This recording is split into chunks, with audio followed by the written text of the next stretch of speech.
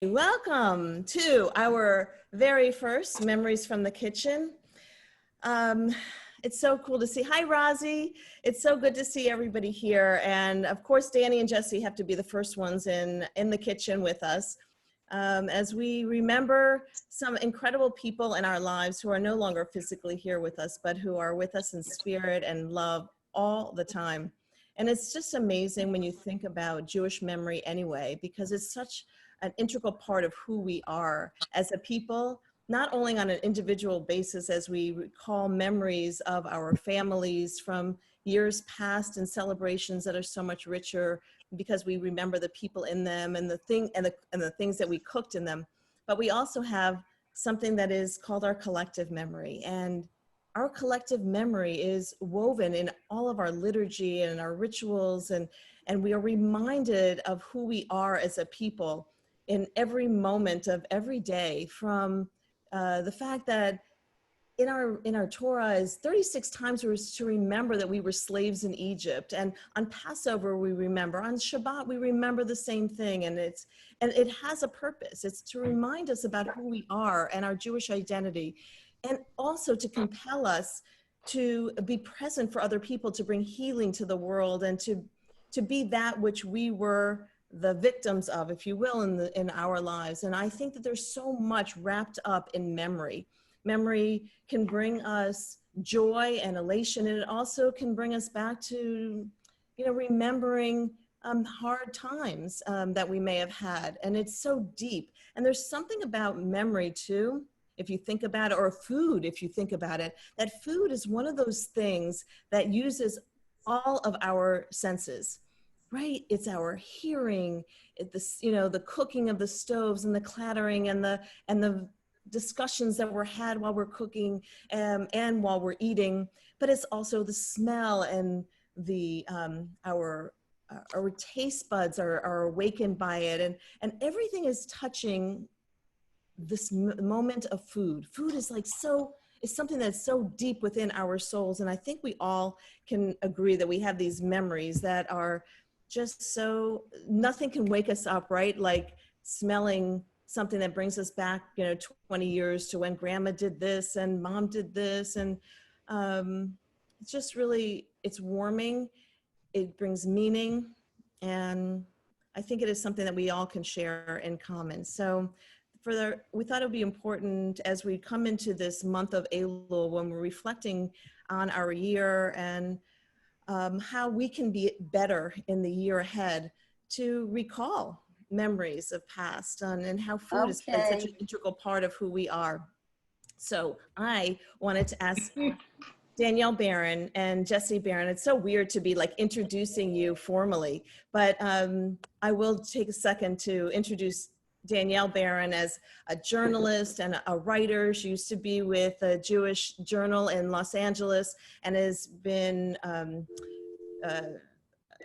what do we call, blogged and published with the Huffington Post and with the Forward, and we can go on and on. Danny's an incredible writer and well-respected in her field. And Jessi is the Director of Development for Baptist Health Systems and Baptist South, and is like the community connector here in Miami, and somebody that we just, everyone knows in this community. So between the two of them, that's just the professional part, but I personally have grown up with these two girls and their families, their extended families, and Grandma Rozzy's on this, and Dad's on this, and Frankie Barron, who's here in support, because we've got all three kids here, and all the extended family. And I have the most incredible memories that just really move me emotionally when I think about Shabbat dinners and Hanukkahs spent in the Barron home and in the kitchen with their dear beloved mother, who was one of my nearest and dearest people in my life, who is no longer physically here, but is always, always, always with us all. And so we'll dedicate this to her memory and to what she brings to the table. So I want to turn this over to you guys, to Jessi and Danny. And why don't you guys introduce what you guys are doing and why we chose this particular recipe, and we'll go from there. Okay, perfect. So first of all, I want to thank everyone for joining us. I see we have friends and family on this Zoom, which is really, really heartening to see. And it's like people I haven't talked to in a while, and it's just beautiful to see. So thank you for joining us. And thank you to the members of Robyn's congregation for joining us. I promise you this will be worthwhile because you will at the very least come out of this with like the best ton of recipe. Graham, you might need to mute yourself because we can all hear you. I'm going to mute everyone, Danny, for right now, and then you fine. and Jessi unmute, okay? Perfect. We want to do... Wait. Unmute. Wait. Wait. Unmute. Okay, good. Okay, perfect. So thank you again, everyone, for joining us today, this afternoon. We're coming in from the East Coast and the West Coast. I think probably primarily from Miami and Los Angeles. We also have Northern California, and also we have Edie's in Scranton, Pennsylvania. So this is really a global event. Thank you, Robyn, first of all, for inviting us to do this and just for your leadership and for inspiring us and really connecting us to Jewish tradition. I am very excited to do this with my sister and quite grateful she's demonstrating, as I don't have a mixer, which is probably the most essential ingredient in this recipe. But I want to start by orienting our thinking a little bit, and I'm going to actually piggyback on a lot of the stuff that Robyn said. We are all used to accessing Judaism through study and through prayer, or as my editor likes to say, from the shoulders up. And today I want to invite us to think about food as our way into Judaism. Food is totally different from the shoulders up model because it's not about the head. It's not about thinking. It's about, as Robyn said, Rabbi Robyn, it's about the senses, taste, smell, working with your hands. To me, food really sensualizes Judaism. It makes it tangible and palpable, right? We can touch it. We can actually consume it. And when something has an impact on our senses, we are likely to have an emotional response. So I personally think often about food as embodied emotion. It's about cooking and eating, pleasure, company, connecting with other people, connecting with the land from which the food comes. Think about the Shabbat blessings over grapes and grain. We're thanking God for the fruit of the vine and the bread that we're eating. And I think Judaism is really unique in that it has all these food rituals built into the tradition. We have entire festivals based around food. Think about Passover, the festival of unleavened bread. It is through the unleavened bread, also known as matzah, that we are actually supposed to directly connect to the slavery/liberation story of our ancestors. So matzah is literally our gateway drug, if you will, into the past. So food plays an incredibly powerful role in Judaism, and it helps us create what I want to call sense memory, which for many of us can actually penetrate deeper and last longer than whatever text we studied last week. I know that for my sister and I, Judaism really began in our home with our mother, Zichrono Livracha, may her memory forever be a blessing. And it was especially located in the kitchen because she was a baker both by passion and by trade. We had a family bakery business growing up called Hot Cookies in Dayland Mall. Some of you may know it. And that started with my mother baking cookies and my father eating them on one of their first dates. So talk about a sense memory. My parents' love story literally began over food. And they always remember that moment as sort of manifesting through the pleasure of chocolate chip cookies. So I would say that in many ways, my mother lived in the kitchen. So many of the daily routines in our household, whether over meals or not, took place in the kitchen. It was truly the gathering spot in our home because we were either eating breakfast, lunch, or dinner, or my mother was preparing breakfast, lunch, or dinner. And she had a particular affinity for collecting recipes, of which the one we are going to demonstrate for you today is among them. I believe she actually originally found it in the Miami Herald. And although she died 7 years ago, her recipe collection has outlasted her. We literally have hundreds upon hundreds of recipes saved, actually currently in storage at my grandmother's home. And she was very specific in her recipe collection. It's quite fun to go through because she's got a million file folders with all these recipes, and it's like recipes for dinner parties, fish recipes, chocolate desserts, apple desserts, Rosh Hashanah recipes, Passover recipes, French sauce recipes, you name it, and there's a file folder for it. Many years ago, there was an article in the New Yorker by a wonderful Turkish writer who was writing about the revival and rediscovery of Turkish cuisine in Istanbul. And she interviewed a local chef who was talking about a family heirloom dish that his mother had made when he was growing up. And years after her death, he tasted the dish again, either because he prepared it himself or he found it in a Turkish restaurant somewhere. And he said this beautiful line that 10 years later, I haven't forgotten. He said, when I tasted it, that's when I realized that my mother was dead. I realized that I was never going to taste that dish again the way my mother made it. The person who makes the food, his physique, his soul is unique. It's like fingerprints or handwriting. And I think that is such a beautiful sense memory. And I think it speaks powerfully to the role of heritage and tradition in food culture and in Jewish culture, that recipes are passed from one generation to the next, in much the same way the Jewish oral tradition was passed from one generation to the next. So while we are going to attempt this delicious honey cake recipe together today, I want to say that although we will follow it to the T, it will never again taste quite the way it did when my mother made it, but it's still pretty darn good.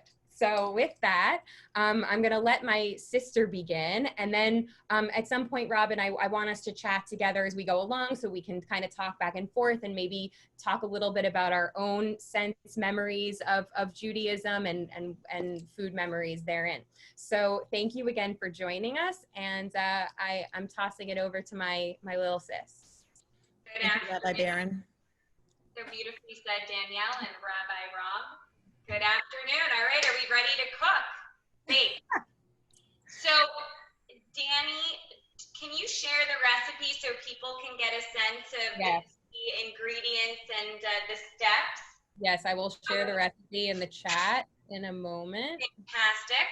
So, first thing, and it's usually the first thing you do when you cook or bake, you preheat the oven. So we have our oven preheated to 350 degrees. Simultaneously, we are greasing an 8-inch square pan, or you could do a loaf pan because it is honey cake. And those two things, I'll show you a couple photos of potential. What happened? Sorry, I didn't mean to. So I accidentally sent the recipe on a private chat instead of to everyone. Square pan. Let's see, square pan. Okay, so the first thing is we're gonna move on over. I'm hoping this is the first time that we're doing this live together, but we do have a kitchen aid, and I will say it's pretty symbolic because this was my mother's kitchen aid. So it's the color green, and that was what she baked with. So I'm wearing green to just, honor her and know that of all the cool KitchenAid colors, green was the preferred choice. So after we get our electric mixer, the first thing we do is we're gonna beat egg whites. So we're gonna crack the eggs. Robyn, I know it's kind of hard to see. Let me see. Is that a better angle? That's better. Okay. So we're Okay, no, go ahead. So, Yep. so one thing I do want to add about this, why this honey cake is so special and why we chose this is because usually honey cakes are dry and boring and like nobody wants to eat them. And I think part of the reason my mother selected this recipe is because this is called the honey drizzle cake. And there is a honey sauce that you prepare at the end of making the actual cake material. And it like just gets drenched in this ooey gooey, you know, deliciousness. And it is the messiest, gooeyest, most delicious honey cake you will ever have. It never fails to delight people when you bring it over. And it also shocks them because people are used to such bad honey cake. Irene Dreyer can certainly tell you stories about the honey sauce getting all over her stove and having to clean up after me. 5 eggs, and it's no yolk, just the egg white. Jess, can we see your, yeah, beautiful. Also, David, I would love to call on you. You shared something, if you're around, you shared something beautiful about honey and like the new year. If you, maybe I'll. If you would like me to, I'd be happy beautiful. to. Yes, I have go 50 ahead. positions, but we'll. Okay. So this is what, one second, let me put this here so that I can, sorry. So there is a beautiful, many of you, maybe all of you know Naomi Shemer's song, Yerushalayim Shel Zahav, Jerusalem of Gold. Her second most popular song is called Al Kol Ela, On All of This. And it actually starts off with a twist from a Talmudic story. The story in the Talmud has a man who looks at a beehive and he says to the bees, I want neither your honey nor your sting. And Naomi Shemer starts her song with Al Hadvash vi Al Ha'oketz, on the honey and the sting, Al Hamar v'Hamatok, on the bitter and the sweet. In other words, she's saying, if you're going to live in Israel, for that matter, if you're going to live a full life, you have to take both. You have to take both the honey and the sting, the bitter and the sweet. And I was thinking about that when I was listening to Danielle describe so beautifully how this honey cake evokes her mother's memory. It's the bitter and the sweet all together. And so I hope that all of you have a new year that is more sweet than bitter, but I can promise you both. Thank you. Thank you, David. Thank you, that's beautiful. And I just want to let everyone know, if anyone's baking simultaneously, that you start to see that the egg whites, you beat them at high speed and they start getting foamy. And once you see that foam, you can turn off your electric mixer and proceed to the next step. Danielle, that next step would be to beat in 1/4 cup of sugar and 1/8 of salt. So back to you. Oh, I'm beating things. Oh, you're doing it. When you talked about memories of the chocolate chip cookies that mom and dad shared, what is it about honey cake and mom? How did that connect? Is this something that she wanted to do at the holidays? Yeah, so this is something she found. Obviously, this was in the recipe folder, Rosh Hashanah recipes. And once she discovered it, it became an annual staple at our Rosh Hashanah table. And then, of course, because my parents ran a bakery that we mentioned earlier, Hot Cookies, the honey cake was then turned into a small business. During that time of year, that we would actually make the honey cakes and sell them to Jewish families around. We would market them around Rosh Hashanah, and Jewish families would order honey cake for their celebrations. So it was this, it's really special because we also had like the Passover. We had a special Passover cookie. Dad, do you want to, what was the thing about the Passover cookie? It was, we conformed the ingredients so that they were kosher LaPesach. And so every year we actually incorporated these because we lived in as many of you know, the Miami community has a huge Jewish population. And so we would incorporate these Jewish recipes into the family business. And during those times of year, that would become a menu item that was available at the bakery. So it was really, and it was something we always look forward to. It was special because you only had it during that time of year that it was related to the holiday. And I want to say, you know, there's a huge, I mean, so much of the food. I have a wonderful cookbook that was created. I actually interviewed the author. Her name is Amelia Saltzman, and I'm gonna actually grab it so I can show it to you. 1 second. How are you doing over there, Jess? So this wonderful cookbook is called The Seasonal Jewish Kitchen, and she's a local cookbook author and farmer's market maven. And what's so wonderful about this book is that she really shows how deeply tied the foods we're used to seeing appear on our table at each Jewish holiday is so connected to whatever is growing and in season in the land of Israel at that time of year. So there's a reason you see apple on the Rosh Hashanah table, and you see pomegranates, and you see X, Y, and Z. And then, you know, as we move into the winter months and Hanukkah, the traditional foods that we eat around that time of year, it's all shifting and adapting to what is actually blooming in the land at that time. And so that's a pretty remarkable thing to realize about. We don't often think about why particular foods are on the Jewish table, and so much of the holiday cycle is tied to the foods that were available at that time. And I want to say one other thing that I discovered in this beautiful New Yorker article that I mentioned earlier, and I think this is a really powerful idea on the idea of the connection between food and land. The chef said, and this is a big debate in Israel also, because, for example, an item like hummus, okay, is this kind of controversial food because is it an Arab food? Is it a Jewish food? Is it Israeli or is it Lebanese? You know, if you go into an Israeli restaurant or a Lebanese restaurant, you're getting a lot of the same food. And there's this really powerful line that this Turkish chef says, which he says, food has no ethnicity, only geography. And I thought that is a very powerful and important idea. And I think it's a beautiful way to think about food traditions, because food, and getting back to the subject, I can't seem to have any Jewish conversation without connecting it to Israel and Palestine. And so, you know, when you think about the connection that comes through food is often that meeting point, right? Like you have two peoples living side by side as neighbors, and they're putting the same foods on their holiday tables because they're sharing the land, and this is what's available around them.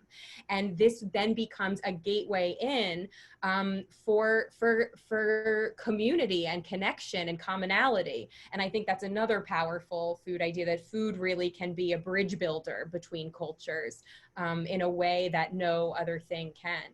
And by the way, I want to invite, if anybody has any comment or question or anything that they want to say. I mean, I really would love for this to be a conversation while Jessie's slaving away. But Jess, why don't we check in with you and tell us where you're at in the recipe process?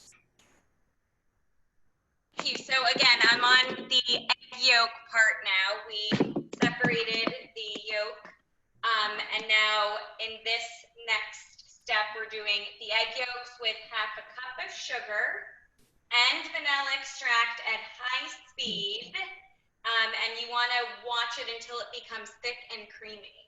And it's about 3 minutes, so once you reach that point, you're good to go, and you're gonna head on to the next step. But first, I'm gonna try to demonstrate to you what it looks like to beat the egg yolk, sugar, and vanilla. So any questions, and anybody wanna start doing this with me? Next time, Benjamin, I see how prepared you are to start baking. Okay. Jessie, can you do all of the steps with a hand mixer? Yes, you can. You don't have to use Yes.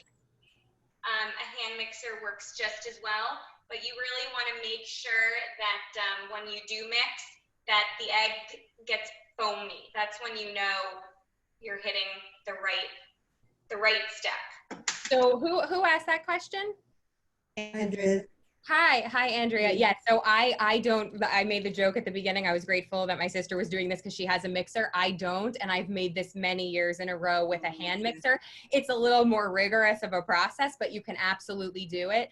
And I just want to say, because we're kind of doing this piecemeal, it's a very simple recipe. Basically, what you're first doing is you're making the actual batter of the cake itself, and then you make the sauce. And after you bake the batter and it turns into a congealed cake, you pour the sauce on, and then you just let it sit and saturate in it. So it's super simple. It's those two steps. But the making of the batter itself is kind of divided into different steps because of the separation of the eggs. The consistency, and as many of you who are bakers know, baking has to be extremely precise to get it right. So the separation is a very important part because it impacts the consistency of the batter. And then there's this beautiful kind of folding in process where you combine everything together after you've prepared the separate things. But overall, it's very simple. So you just think of it as like two steps, which is the making of the batter and then the honey sauce. So yeah. Can I diverge for 1 second? Sure. And you guys can speak on this. One of the things that is synonymous with your mom on a very topical level, because we go on lots of levels, but is your mother's collection of apples. And every time at this year, it is like, it just drives home like this idea, like Sheryl is always in my mind and in my heart, like at this time, not only for the honey cake, but everywhere I look, I seem to see apples. And when I see apples, I see mom. And I don't know how she started this collection, but apples is something that she had everywhere. She had sculptures of apples. She had, right? Like, yeah. Dad, are you still here? Dad, maybe I don't know how that started. Maybe you could shed some light on that. You're on mute. Unmute yourself.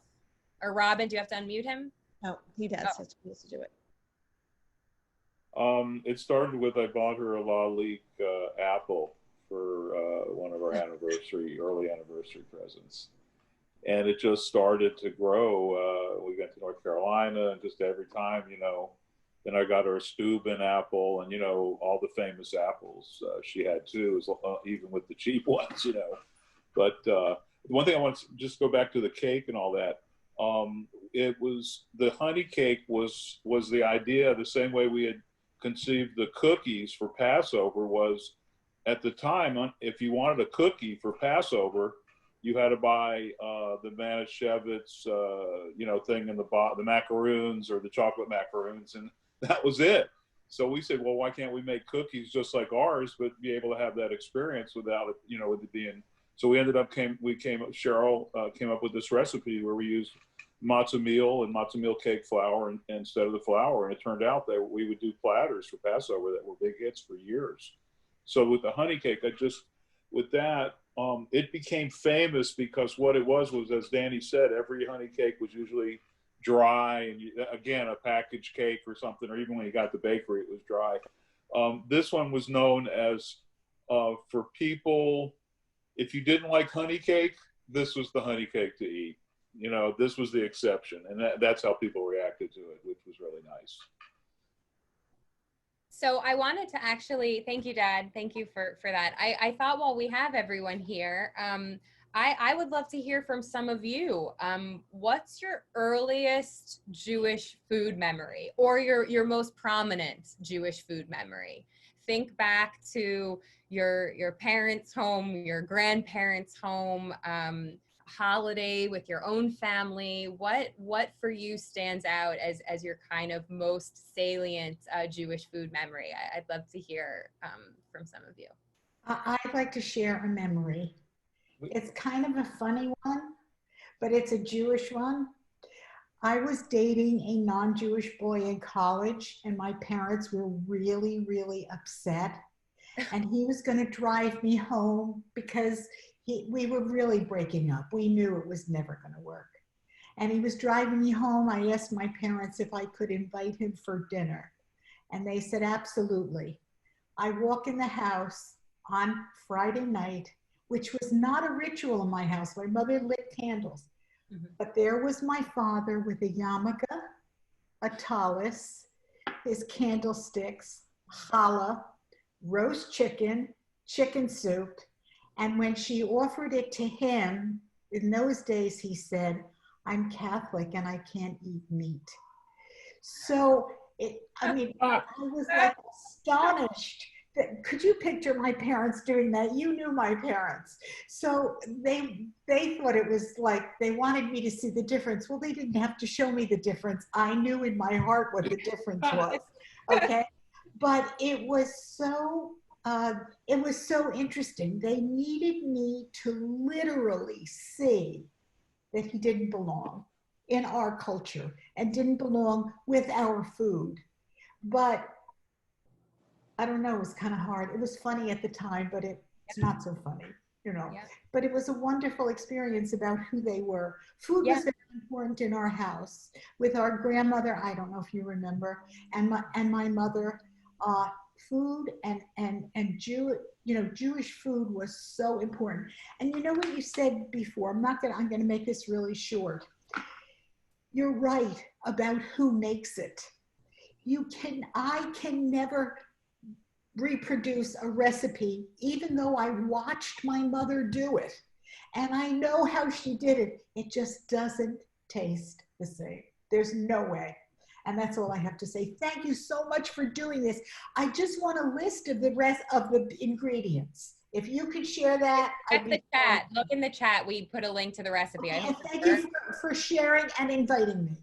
Thank you for that beautiful story. And I really think it speaks to the fact that how food also shapes identity, that we identify with the cuisine. You're Italian, you eat Italian food. You're French, you like your croissant and your butter. So, and it's very interesting because I was reading this article. I was writing an opinion piece, and I was doing some research on how people form their political opinions and their moral worldview. And this social psychologist, Jonathan Haidt, who wrote a really incredible book called The Righteous Mind about how people sort of form their politics. I was discussing this with my brother yesterday.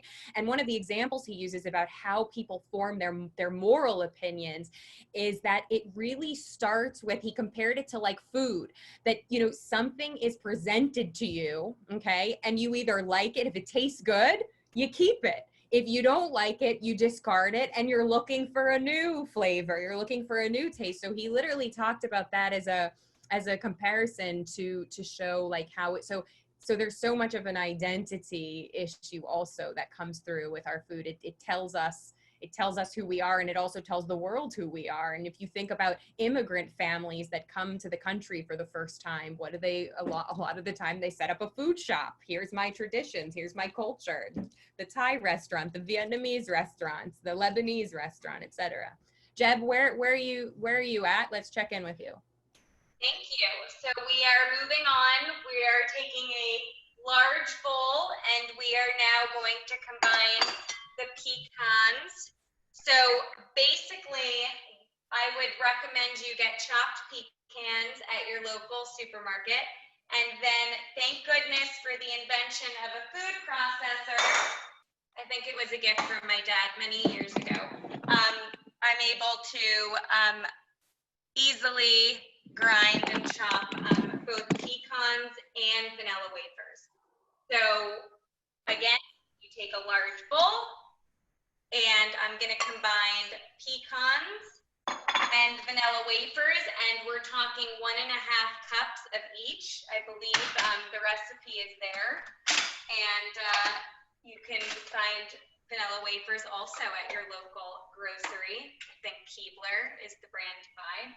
Jess, is it? Jess, show us. Can you put your camera down so we can see? As beautiful as you are, we also want to see the food. While Jesse's combining and doing, Jess, why don't you leave it on that for a minute so we can actually watch what you're doing? Does anybody else want to share a Jewish food memory from growing up? Irene Dreyer, go ahead.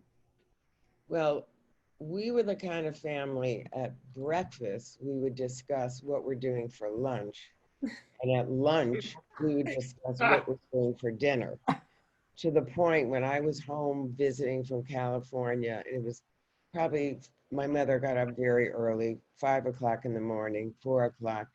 And I remember I just got up to go to the bathroom, and she says to me in the hallway, So what do you think I should defrost? You should try to defrost the chicken or should I said, what the fuck, at 4:30 in the morning? Well, I don't know I have no idea. It's fine. But there are certain things that were like the leftovers on the Jewish holidays. I remember always chicken noodle soup, and my father the next morning would take the noodles and fry them and with cinnamon and sugar. Oh my God, it was like so wonderful. But you know, it was always the day after that we would kind of experiment with what do we do with the gefilte fish? There's like 5 jars left, you know, because there's so much. But and then my mother's mother, I've given this recipe to 1 million people. We call it the standing ovation matzah kugel, because it is a standing ovation matzah kugel. So many wonderful, wonderful memories. Thank you. My mother would turn around during Passover and say to my father, hurry up, I'm hungry. Thank you, Drizzle. Graham, if you're on, or if you're not on mute, I would love to hear about I bet you have an interesting, can you unmute yourself? Click on the little blue box. You're on mute. You have to click on the blue at the top. Tell her where it is. At the top of your screen, you know, there's that little blue box with the dot, dot, dot. You don't see that? Put your finger on it. Rob, can you unmute her? Are you sure? Let me see. Once you mute everybody, you can, each person has to. She got it. She got it. She got it. So Graham, Hi, everybody. I love you all. Hi. And happy birthday, Roz. How old are you? Only 97. Yep. Amazing. Okay, what was the question? I would love for you to share maybe your earliest Jewish food memory from your grandmother or your mother. I know your family was Orthodox when they came to America, so you also had so tell us a little bit about what you remember about Jewish food and holidays when you were young. Well, I remember that my mother was very busy going around to the various places where poor people lived, and she was always delivering food and making speeches about how they needed more services in the community and all that. So she didn't have time to bake, but my grandmother lived with us when I was a kid, and she baked. So she was the one that would make the very dry honey cake. So I remember a very dry honey cake. And so when your mother came up with the ooey gooey one, it was just delightful. Good, thank you. So I just want to, Jessi just combined the foamy white egg whites with the bulk of the rest of the batter. She just did the combination. So I think this is actually, it's done, right? Is the batter done now? We are nearing the end. So the next thing, so after you combined the both mixtures, you then take, Jessi, show us. Yeah, your pecan and vanilla wafer mixture along with baking powder and cinnamon, and then you combine it all together. First time I'm zooming and doing this. Okay, can you see what that looks like? Yeah, looks good. Okay. And also one thing I will say is, you know, the base of this cake is nuts. It's the vanilla wafers and pecans. That's basically the bulk of the batter. So it's absolutely delicious flavor wise. And it has a bit, I mean, with the, you know, vanilla wafers are not too fattening, but it's, you know, it's very wholesome ingredients, you know, it's very simple recipe. There's not a lot of crap in it. It's like, get straight to the point, and the batter is actually quite delicious because most of it is pecans. It's very light. It's just when you have the sauce. The sauce is the killer. Yeah. Still on my stovetop. A year and a half later. Okay, I want to do a quick lightning round with everyone. Oh, Randall. Yeah, Randy. Let's go ahead and get started. Sorry, I'm a few minutes late. Okay, I want to do a little lightning round in the chat. So if everyone can have access to their chat, we're going to do a little Jewish food survey. So in the chat, you can see the chat box at the bottom. If you drag your arrow over the bottom, there's a box that says chat, and click on that, and then you can have access to the chat. So I want to ask, are you a gefilte fish person or a smoked salmon person? If you're gefilte fish, put 1. If you're smoked salmon, put 2. But if you're both, You have to. I can't. Let's see what wins here. I'm curious to see what wins.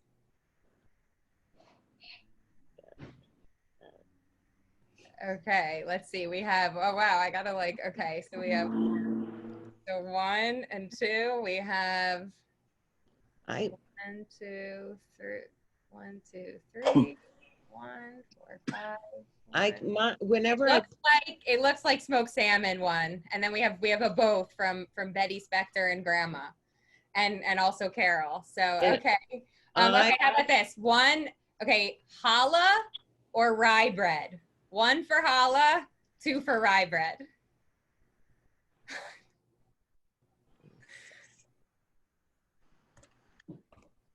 Oh, we have a clear winner on this one. Challah's taking it away. Oh, and we have a both. Okay, Andrea says it's an impossible choice. Yeah, okay, that's what beautiful. I'm So saying. Challah was the winner. Okay, how about this next one? Rugula, number 1. Babka, 2. That's hard. That's for you. I know that. 2. No question, Babka, Edie says. Okay, so this one is more of a tie. This one's tough. Rugula, okay. We actually had a great rugula recipe at Hot Cookies. Okay, Jesse's babka, especially if it's from Zabar's. And I think so is my dad. Okay, next one. Brisket 1, roast chicken 2.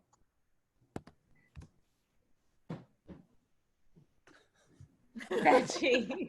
Jesse wrote veggie. Oh wow. Okay, brisket is our winner, I think. Okay. I have 2 more. Hamantaschen 1 or sufganiyot 2. Or what? Hamantaschen, Purim versus Shavuot. Wait, Purim versus Hanukkah. Purim versus Hamantaschen or sufganiyot is like the donuts, right? Yeah, donuts. Hamantaschen. We have Hamantaschen is very popular. Okay, last one. Matzah brie 1, matzah pizza 2, or 3, no matzah at all. It gives me a stomach ache. Robyn. Okay, wow, this one's a little mixed. Okay, so we have some definite matzah brie fans and also matzah pizza. Beautiful. Okay. You know what's one of the things I find really funny on Passover? What other peoples would eat what we eat? The horseradish with the apples and honey on matzah. Like but there's something about that I think that you have to acquire a taste for that is just, for me, I love it, but it's weird. Well, it goes back to what David said earlier about the sting and the sweet, right? Like you have like the bitter and the sweet together. We're big on that. We love to mix. Yeah, I think it's beyond bitter and sweet. It's weird. it's so good. It's just bizarre. Okay, Jeb, where are we? We're getting ready to move on to, I think, the most important part of this process, and that is the creation of the honey sauce. What gives it that drizzle? So it's only 3 ingredients. Anybody paying attention? You want to rate those 3 ingredients? 3 ingredients. Sugar. Sugar right here. What else? I'm forgetting. I'm losing. Water and honey sauce. Water is part of the honey sauce. Honey. Duh. Sugar, water, and honey. Yes. What that's? I don't know. My brain. Pandemic brain. What can I tell you? Also, by the way, you know, I was thinking a lot. Beautiful. I was thinking a lot about, you know, how much we need honey and sweetness right now in terms of what we're going through in the world. It is definitely a bittersweet time. Jeb, we would love to see what you're doing. So we combine the water, the sugar, and the honey in a pot, a heavy bottomed pot you want over the stove. Yep. So we're gonna put this over the stove, low to medium heat. Yeah, you have to. This is important, the low heat, because you don't want to burn. You don't want to burn the sauce, and it will heat. It will heat quickly, and as it heats, you slowly kind of dissolve. You mix it all together, and it will dissolve. And by the way, something to know about the honey sauce is it becomes very watery and light and saucy.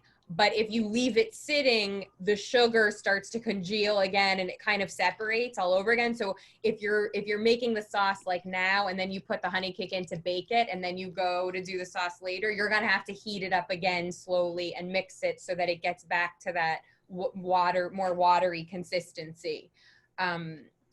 Just one little thing to remember when you're making the recipe. We need smell-o-vision. Yeah, I know. Deb, Deb, did you make one already? To hear all that, delicious. And hear you. So I will say, you and Danny, correct me. You then, now that the actual cake mix is done, you can bake it at 350. Okay. You do it for about 40 minutes. Yeah. Oh, yeah. So this is, Show us again so we can see it. And I want you to know, one thing we would do at Hot Cookies is you can actually buy the disposable aluminum. It's okay to really bake this it's a loaf. It should be a loaf-like cake. So you want to kind of pack it a small surface area and high, and then you can have these beautiful kind of thick loaves that you can cut and serve. So I actually recommend a Pyrex that is a little narrower, like a loaf pan. And you can also use the disposable ones, as I mentioned. You can buy those for like $1. Danny's friend. She was here, had the short hair. Oh. Graham, you're not muted. So I don't know how that'll work. Fine, just be aware. It's okay. Yeah, Jeb? Unfortunately, and we apologize, we do not have a finished product, but we can go ahead and bake this and take photos or even video. So we're all share that if you're all We're almost at the hour mark anyway, so this is good timing. Yeah. So even though we're not going to be able to show you the final product, what I will tell you is that it comes out again loaf-like. And the great thing about this honey cake is that actually, even if you over bake it, that's always like a sensitive thing when you're making cake. Even if you over bake it, it's actually okay, because the sauce then comes in to totally saturate it, that it doesn't even matter. But of course, the consistency of the loaf is so important. So you want to just keep an eye on that. It comes out loaf-like. It's absolutely delicious. And then what you want to do, the most important thing is you take a fork and you just kind of do this all over the top of the loaf, so that when you pour the sauce, it really will seep into the whole thing. And I will say, I have, over the years that I've made it, I've adjusted the level of sugar and honey sometimes, because it can sometimes be too sweet. So you know that you have flexibility with the sauce. You can kind of do it to taste, and you can even taste the sauce as you're making it before you pour it on the cake to see, and you can kind of moderate it to your taste and your sensibility. And then if you do the fork thing, and then it's just totally saturated, and you let it sit, and you can put it in the fridge and serve it, you can serve it cold. It's delicious cold. It's delicious room temperature. And I'm sure also delicious warm. Listen, I'm so grateful that everyone has been here today to share this, but especially my dear Jessi and Danny, for all that you, she says Sheba? Sheba. Oh. So, but for, They're so fat. But what you both bring to this conversation, the joy and the spirit and the memories that we have all shared. And of course, your research and all of that you thought about, Danny, long and hard about what memory is to you both. And I know that Randy and I both share such wonderful memories with your family, things that we cherish. And I can't tell you how much that I love you both with all my heart. And not only for being here, what?